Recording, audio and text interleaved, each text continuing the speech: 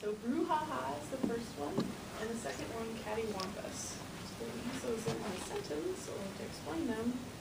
Brouhaha is a noisy or overexcited reaction or response to something. And cattywampus, one of my favorites too. It's not directed, I'm sorry.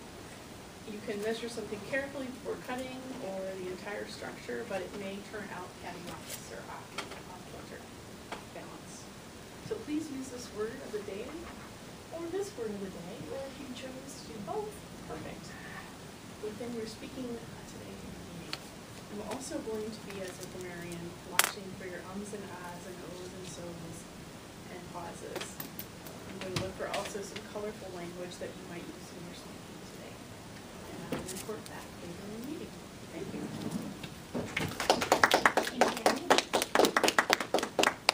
Thank you, Abby. Admittedly, I was feeling a little cattywampus before I got started with today's meeting, but I'm excited to see if any of our speeches cause a brouhaha. Next up, we have Stacy Johnson, who will provide us with timers report. So welcome to Stacy.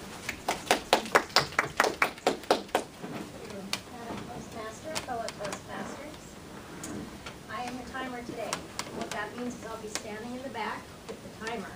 And when you are speaking today, when you have 2 minutes left for your speech, I'll hold up the green card. When you have 1 minute left of your speech, I'll hold up the yellow card. When you have reached your limit, I will hold up the red card.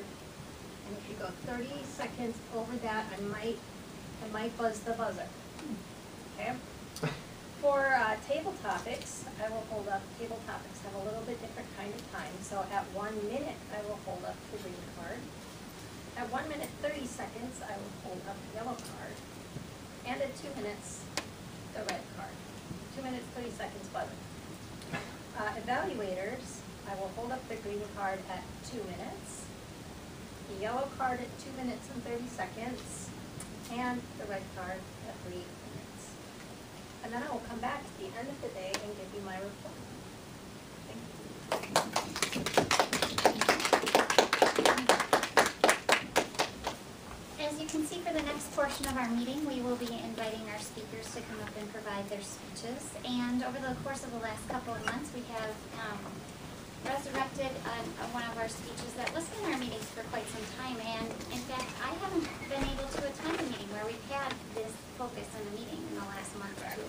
So with that, I'm going to welcome up Joe Sharp. Joe Sharp will be serving as our humor and inspiration master. So we'll welcome Joe.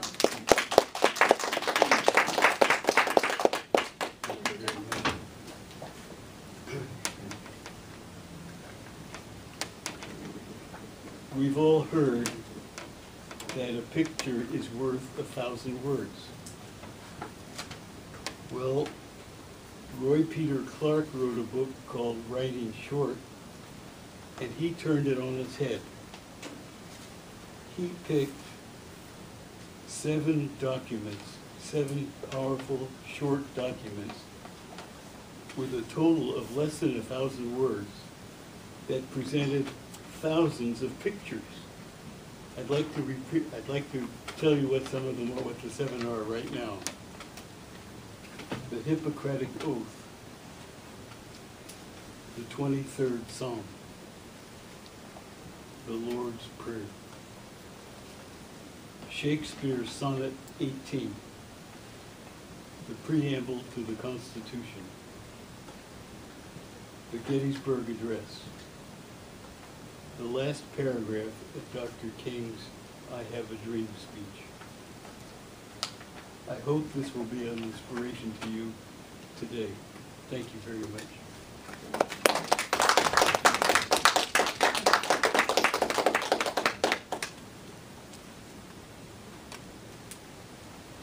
And with that, I'd like to introduce our first speaker for today. Our first speaker is Greg Taylor, and the title of Greg's speech is Fly, Fight, Win. He is working on a second project in the Compton Communicator Manual, Organize Your Speech, and has requested 5 to 7 minutes.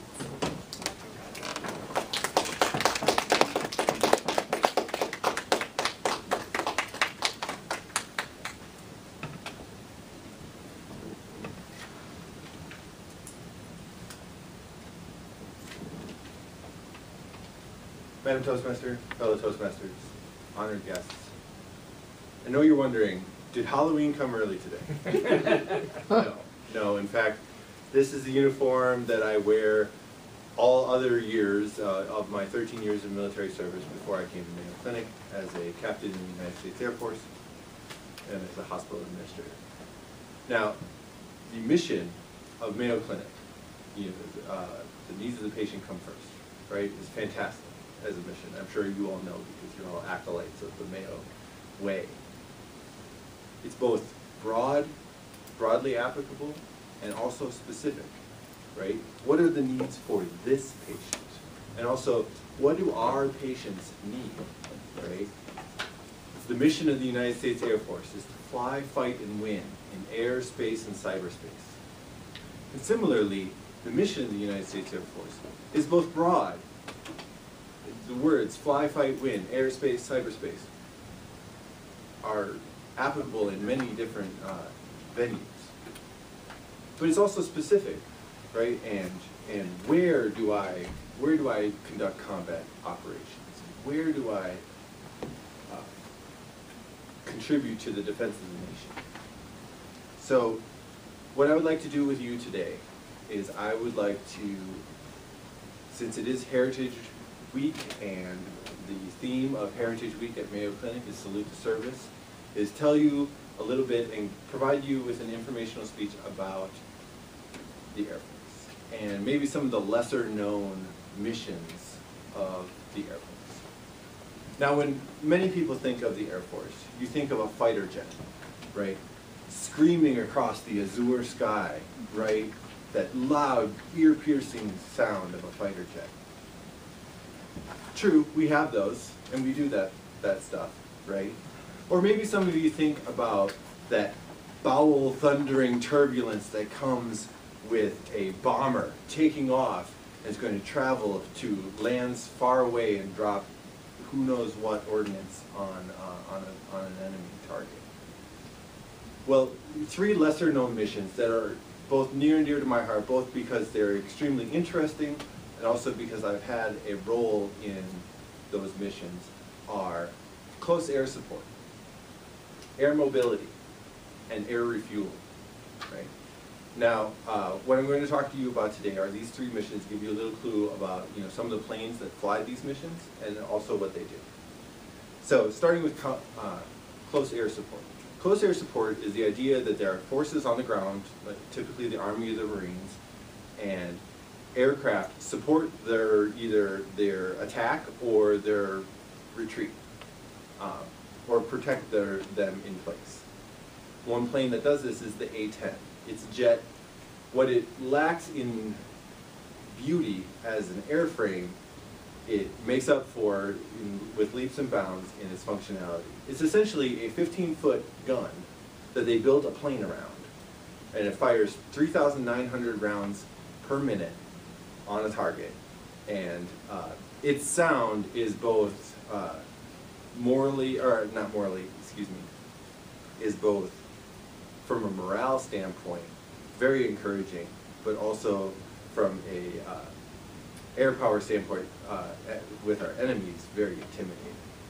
Okay, so the second mission is air mobility, and specifically aeromedical evacuation. Now, some of you, being in the medical field, may know something about the aeromedical evacuation role that the Air Force plays. And what it is essentially is to remove casualties or remove evacuees from a combat location and bring them back to definitive care, like at Walter Reed Medical Center in Washington, D.C., for example.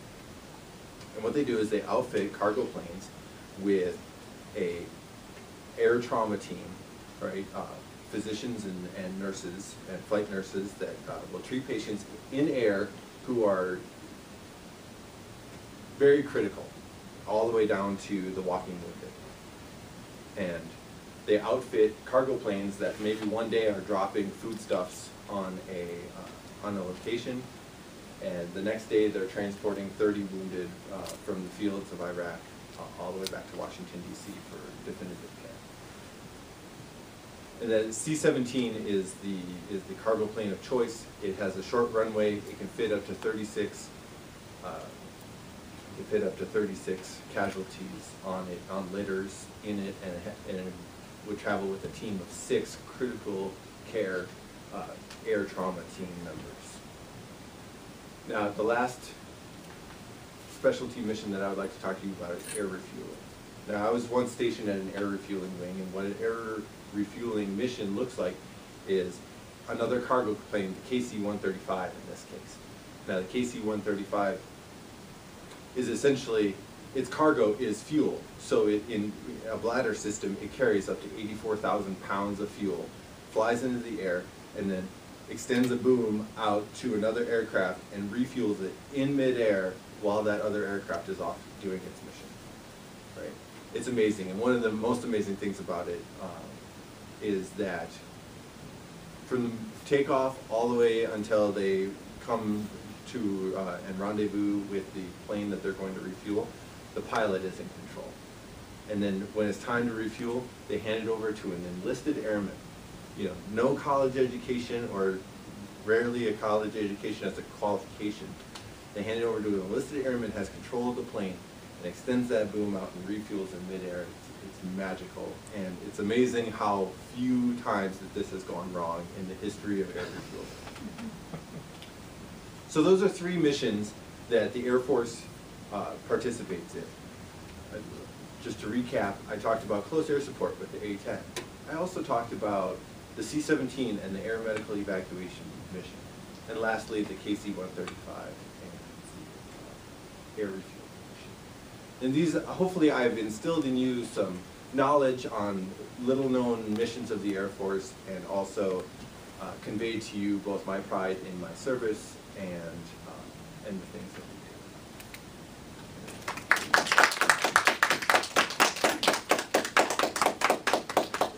Thank you, Greg, for your speech. I'll ask the timer for 1 minute for evaluations.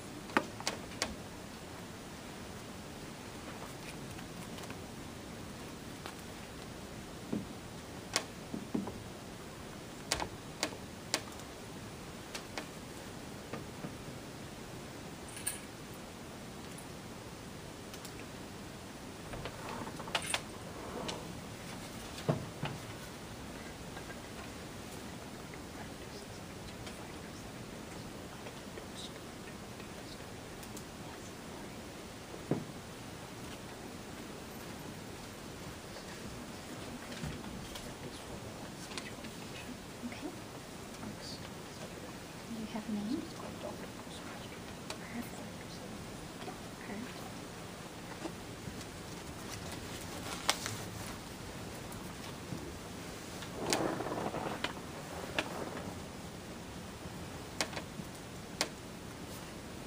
And that wraps up our 1 minute for evaluations.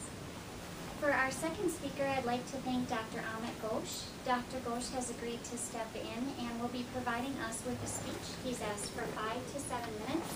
This is a speech that he's practicing for an upcoming competition, and it's called Dr. Toastmaster. Welcome, Dr. Ghosh.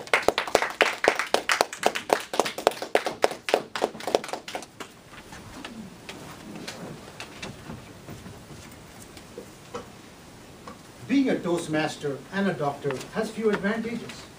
For example, when I see a new patient, I feel like I'm giving an icebreaker speech. I meet her and say, Mrs. Brown, I am Dr. Ghosh. I'm going to take care of you. I talk a lot, but for the next 10 minutes, I'm going to listen to you. If she looks confused, I go a step further. I say, Dalai Lama says that when you talk, you tell people what you know. When you listen, you find out what you don't know. At this point, my patient is thinking one of 2 things. Number 1, wow, this is a great doctor. And 2, this doctor is a bigger problem than my medical problem. Madam Toastmaster, fellow Toastmasters, and everybody in the audience who has no idea that if the doctor starts quoting Dalai Lama within the first minute of seeing them, he or she may be a Toastmaster. In my case, I've been using materials from the Competent Communicating Manual and the Competent Leadership Manual on a daily basis. In fact, I have tried recruiting some of my patients to join their local Toastmasters club. One of my patients says, I don't need to. I said, why? He says, I have heard so many incompetent speakers and I've seen so many incompetent leaders that just by avoiding what they're doing, I'll be a competent speaker. From my standpoint during the sessions, sometimes I'm a speaker, sometimes I'm an evaluator, sometimes I'm a grammarian, and rarely I'm a timer. The two common things which I find out as a grammarian, the phrases that they use is, Doc, I want to get my life back. And the second thing they say is, Doc, do you have some more time to hear on the problem? Just like Toastmasters who work on organizing their speech, some of my patients are very organized. They get out a list and say, Doc, I've got good news for you and bad news. Good news is I've got 5 problems. I've got it all typed out here for you. Bad news is I've got 5 problems and I've already seen 5 doctors. My other patients want to go straight to the point. They take out a list and say, Doc, I have 3 problems. I've got headache, I've got bellyache, and I've got backache. Today, I'm going to concentrate only on my bellyache. My other patients have difficulty synthesizing and organizing their speech. They take out a big list and say, Doc, I was born during World War II. I had chicken pox at age 4. Today I'm here from my kidney stone. But I broke my clavicle at age 11. And don't stop me, Doc. I've got many more problems. Just like every Toastmaster thinks about how to say it, how to make that impact, what would be the hook. One of my patients came and said, Doc, I was in Colombia and I was attacked by this parakeet viciously and tenaciously. Should I be worried? My patients, like Toastmasters, use a lot of vocal variety. In fact, one of them said, I can hear the noise in the middle of my night in my head going, ding, ding, ding, or something in that, just going clack, clack, clack, clack, clack, clack. I won't even discuss the different kinds of vowel sounds that they talk, which I have to hear through that. There's no shortage of gestures when it comes to showing what they do. They also research the topic like a Toastmaster. In fact, they have read the New England Journal of Medicine and the Wall Street Journal before I have done. But the 2 most famous journals they bring up is the AARP, the Bob Dylan edition on prostate health. When it comes to health and wellness, they read about Brad Pitt, his diet in the People magazine. And I had to go to Target and buy one of these to find out what they were reading. I have become very good with my persuasive abilities. In fact, recently I lost weight, so I managed to convince one of my patients to lose weight so much that the next time he came to the clinic, he insisted on being weighed in a public place without his clothes. The nurse came running to me and said, Dr. Ghosh, you have to stop persuading your patients with power. I've always been good at inspiring people to do stuff. In fact, one of my patients, I motivated him. I asked him, what will motivate you to do exercise? He says, my mother-in-law. I says, what about your mother-in-law? He says, when my mother-in-law leaves my house, that's the only time I will have time to go to the gym. You know, recently I've been attending a lot of Toastmaster here, and I have stopped giving the typical sandwich kind of feedback. The good, the bad, the good. They only remember the bad. So I've used up these techniques of say 4 good things and 1 opportunity to improve, all from the performance management manual. Guess what? My patient satisfaction rate have gone up. As a timer, my role doesn't go too well. I always start late, always finish late. I tell my patient, today we could not discuss about your golf and the graduation of your son, which our Toastmasters would call table talks. We'll cover it next time. However, when it comes to the general evaluator role, there's a role reversal. A patient wears the general evaluator hat and says, Dr. Ghosh, I found out 3 things about you. The patient can come with 4 problems and go with 8. The second thing we found out that you're very prescriptive. You tell us, do this, do that. You never say, what is a low salt diet? how much salt to take. You don't say what exercise to do, how much to do, what to eat, how much to eat. But the third thing, Dr. Coach, we don't know what you've been doing over the last year. You have become a better listener. So ladies and gentlemen, the secret is out.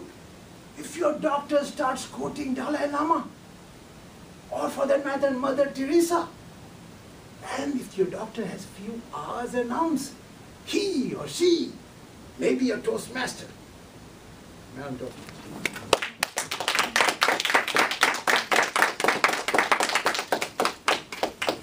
Thank you, Amit.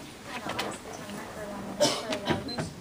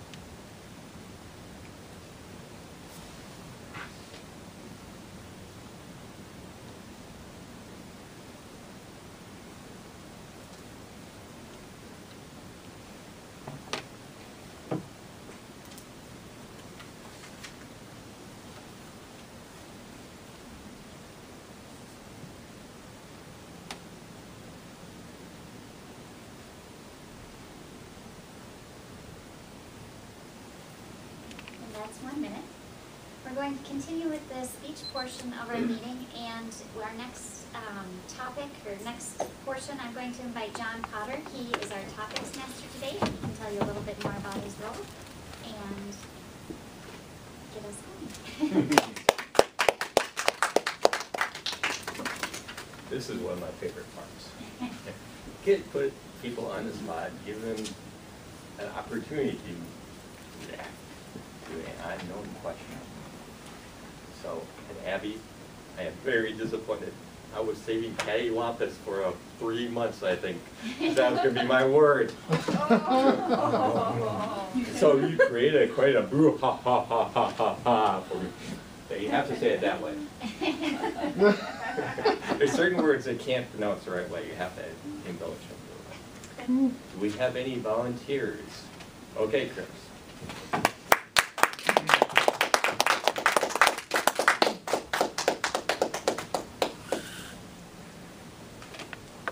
Describe a time that you're involved in or that you know about where a great group ha ha ha ha occurred.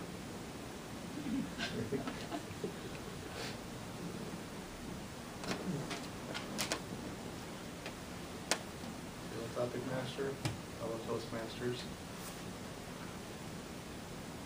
None come to mind yet. I need to inform you that in the coming weeks, I might smell like puppy. This Friday, we are going to be getting our own first puppy. We've had a dog, but now we're getting a puppy. We've been reading Puppies for Dummies. Perfect literature. It has told us about everything that can possibly go wrong when we pick up our puppy. I'm thinking that there is going to be a little tiny brouhaha in the kennel carrier in the car near Northfield when we pick up our puppy Friday night and bring her home. Because one of the puppy siblings has had the internal brouhaha and needed lots of paper towels on the way home. So if I do smell like puppy, please tell me and please forgive me. And then ask for pictures.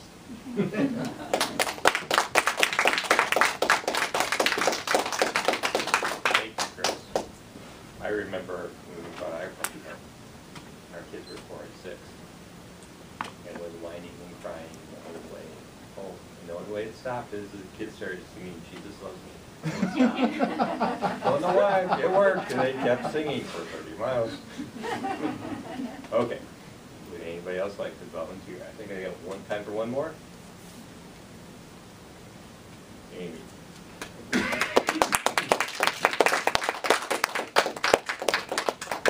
So I used brouhaha already, but this time, describe a time when things went cattywampus for you.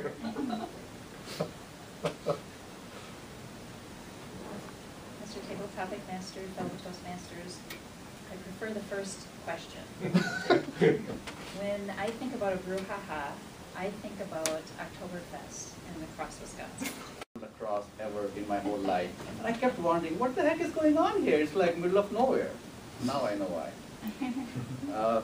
Greg, your talk about Air Force operations was very intriguing to me because my dad was in Air Force, Indian Air Force, and I grew up around airplanes, like fighter planes. Your speech value was very meaningful, but you started out with the mission, Mayo mission, and then you connected to the Air Force. Your preparation, it seems you have done a lot of research and you were well rehearsed. You prepared your speech, you knew what you were going to talk about. Organization, clear.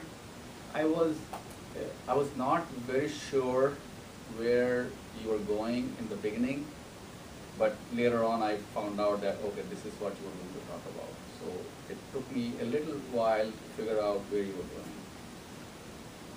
Your body was very good, body of your speech was very good. It was full of examples, so I could, most probably everybody could picture in their mind what was actually happening. So yes, so that was very good. Transitions. You were transitioning very smoothly from one event or one point to another, and then you came to the conclusion.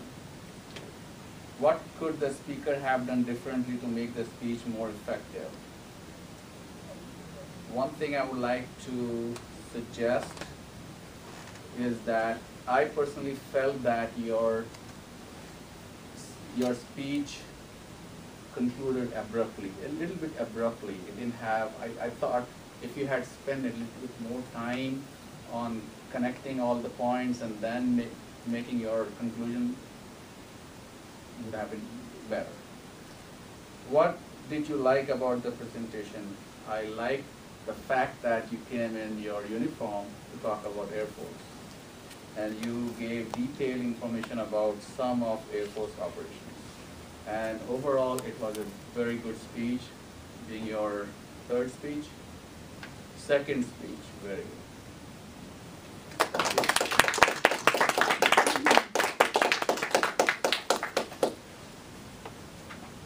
And our next evaluator will be Chris, and I will speak very slowly, right? Okay, you look like you're still writing, so I was trying to take my time so you could finish up your last thoughts as you prepare to evaluate Ahmed.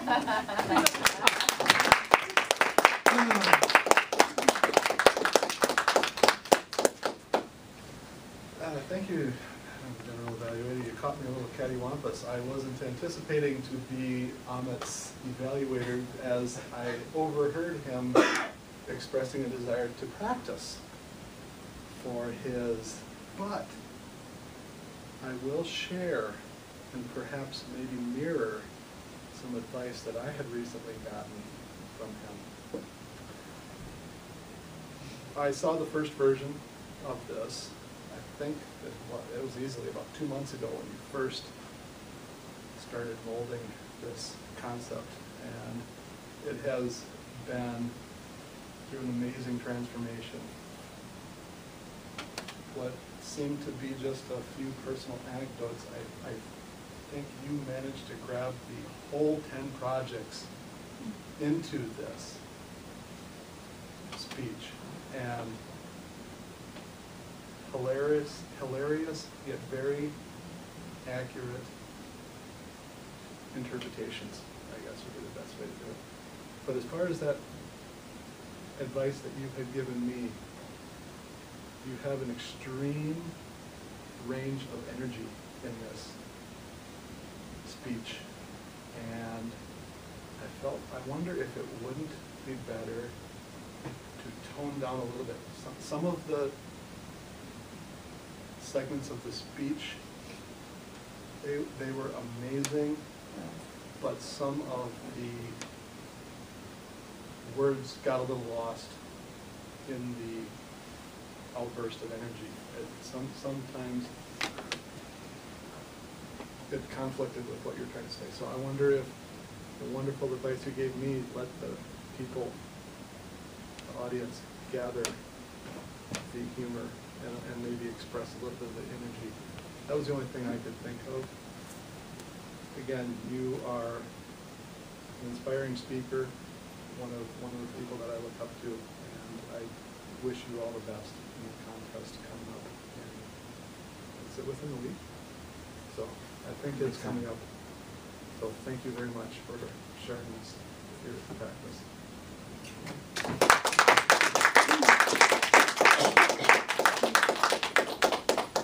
Thank you, Chris.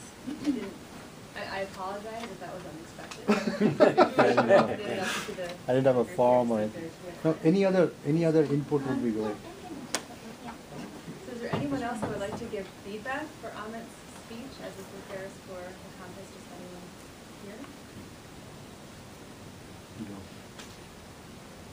Usually in humor, you try to end with a big joke. I'd like to suggest that you do that. Thank you, Joe. Anyone else have anything they'd like to say? But I like the tie to the Dalai Lama, you know, that. From the beginning. In the conclusion as well, so if it could be a joke that somehow tangentially relates to the Dalai Lama, that'd be better. I have an idea maybe to share. I like when you're talking about your patients and how they articulate information to you and that they use body language to do that in many cases. I would love to see one very purposeful gesture where you articulate through your body language what they're telling you. And I don't know what that gesture would be, but I can imagine something about, you know, I don't know, something very purposeful that leaves all of us going, oh my word. Just an idea. To tag on with that, maybe you don't talk about the gastrointestinal, but maybe you give a little visual. And the whole timer thing was a little, I was thinking, is he talking about the timer for Toastmasters, or is he talking the timer, you know, for how many patients he has to see or how much time you can see? If you, I don't know, clarify that a little bit more? Amit, in the previous talk, I think you talked about culture a little bit, like people all coming together, like whole family instead of the patient. So since you deal with international patients, they come from different backgrounds with different cultural habits, and I like that also in the last talk, which was not Rita's talk, or maybe that was different. Maybe different. And I remember that too, where you have to bring the whole family, it's not just the individual, Yeah. it's the whole on some patients. Yeah, and the woman won't talk, you have to talk to the husband. Good feedback. I really like the speech in that it's relevant to everybody in the audience. Everybody that will be there, I think, will be a perspective, right? Or a friend or family. I think it's great. Good feedback. Okay, next we'll move to our grammarian, Abby, to give her report.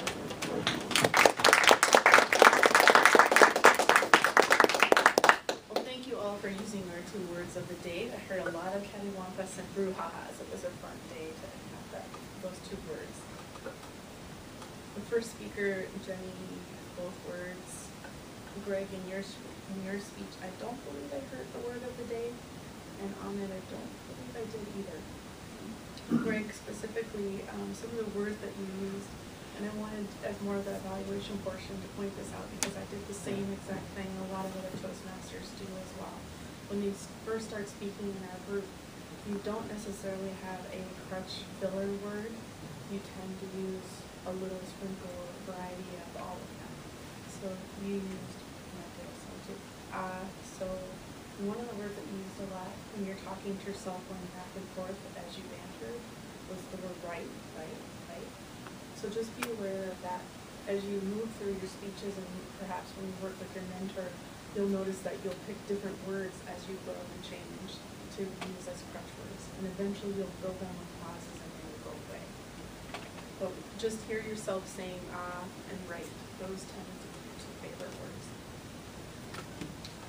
You had an amazing, colorful variety of words and phrases. Air, space, cyberspace, that stuff in me. You said azure skies, the plane flew over. Ear-piercing sounds of the fighter jet. Bowel turbulence. Air mobility, bladder system. Extended a boom in midair. I could really picture that as you talked about that. Rendezvous, great word. Again, just think about those repeating words. You also said the word I and repeated it several times too. A couple of other speakers did too. So just be aware that what we're hearing, you may not hear it. As far as Amit, you tended to use no fills. You were very good at pauses. But one thing I noticed when English is a second language is that you tend to skip the prepositions to fill the prepositions like and the. When you're more informal with your humor, you tend to skip over those as you shorten your sentences when you're speaking. So just be aware of that. I caught it a couple times. It just helps kind of fill your speech without those uncomfortable pauses. You had some wonderful, colorful, language quoting the Dalai Lama in the first minute of the conversation. Incompetent speakers, synthesizing, organizing. Hear the noise in my ear in the middle of the night. Bowel noises. And the way you pronounce persuasive was interesting. Stop empowering the patient was a great one that you said that the nurse had said to you. That one really stuck out. And then again, when you closed, you circled back with quoting about the Dalai Lama.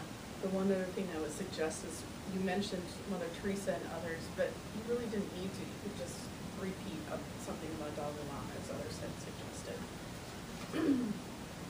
Table topics, John, you said both words of the day. Chris, you offered a word of the day. Amy, you did as well. Some colorful language there with the puppy story and the Oktoberfest. Sarah, when you spoke, I don't think I heard word of the day. I didn't hear any ahs on your so good job. Kanta and Chris, just a couple ahs and so's. And they were very good considering it was impromptu. Chris and Kanta, you also offered some colorful language too. Stacy, I don't believe I heard anything. Thank you. Next we'll have Stacy, our timer, give the report.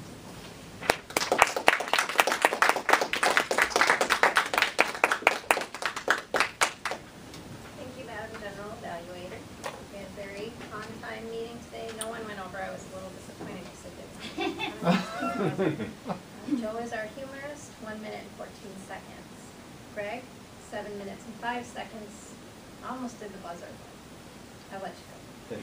Amit, 6 minutes, 41 seconds. Chris, 1 minute, 27 seconds.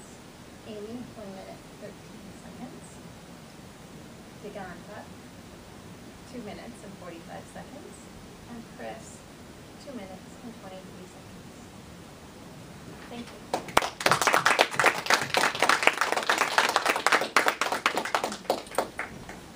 I remember our end time is supposed to be 10 till, right? 8 till, so I have very little time to give a general evaluation. I think the meeting went very well. Up until well into the meeting had started, I didn't realize we were going to have a second speaker, so it was very nice of Amit to step in, fill that role some of our time, and to give us another opportunity to hear a great speech. And in general, I think everything went well. Joe, I really enjoyed your inspiration. I think it would have been nice even to read one of those things, one of the more briefer options, just to, add some more of that picturesque, some more pictures into our minds. And as you were reading through the different titles, I recognized most of them and immediately had pictures in my head, which was nice. Yeah, I know that was your purpose. Other than that, I don't have any other comments, and I'll just pass it back to our Toastmaster. As we wrap up here, I'd like like to invite our president, our officers. Do we have any announcements for today? I'd just like to remind everybody that we have our open house coming in 2 weeks. And so please take a flyer. Abby and Stacy have done a wonderful job teaming up to create it. So don't let it go to waste by keeping it sitting back here in a pile. Share the creativity, and we're going to need as many people here as possible. I heard we're having 40 egg rolls ordered, so bring some people to help consume them. And some food, if you wouldn't mind. And some beverages, so we're still, yeah. Oh, we so have Stacy is beverage, still- we have two things. We have egg rolls and we have pop. So if there's some other, if anybody would like to add to that, please contact Stacy. Other than that, just support Amit as he goes up to nearly Grand Rapids for the contest. We can send him all of the support we can, and I think he'll appreciate that. Even though he's not representing us, he's still a valued, he's still a valued member of our club, and we support him in all that he does. Thank you, Chris. And just to tag on to that, just a reminder of our lineup for next week. Abby is scheduled to be our Toastmaster. Our grammarian is Deanna Constance. Joe is our timer. John Potter is scheduled to be our speaker. Speaker number 2 is open, so if you have... Brian will. Oh, No. Brian? No, Mary Peters has asked, she is going to be visiting on the 14th, and she has asked if there is an available speaker role, if she would be able to handle it. Okay. So I'll leave that to our Toastmaster, but Mary Peters is our Area 54 director, and so... I was going to say, if we Chris, have I'll let that many Brian- speakers, we can flex our schedule with the viewers' inspiration if someone needs to speak. No, she would like to give a 5 to 7, I believe. I can forward that information on to you. Chris,